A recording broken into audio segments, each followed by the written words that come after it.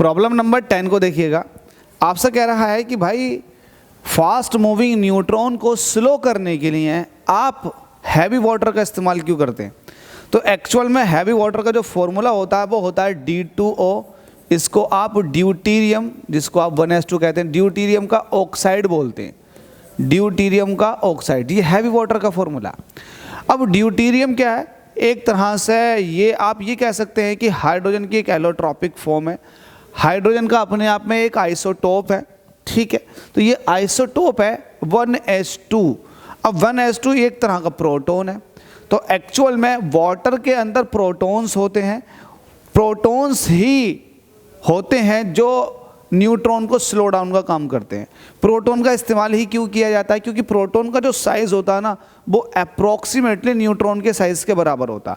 जब fast moving neutron निकल कर जाता है ना, प्रोटॉन से टकराता है, तो अपनी एनर्जी का कुछ हिस्सा परफेक्टली इलास्टिक कोलिजन के हिसाब से भी अगर आप बात करोगे तो कुछ हिस्सा इस पर्टिकुलर प्रोटॉन को दे देता है। तो प्रोटॉन तेज़ी से चलना शुरू हो जाता है और कहीं ना कहीं न्यूट्रॉन जो है वो स्लो डाउन हो जाता है। तो यही रीज़न है आप हैवी वाटर का इस्तेमाल करते हो स्लो डाउन करने के लिए न्यूट्रॉन को।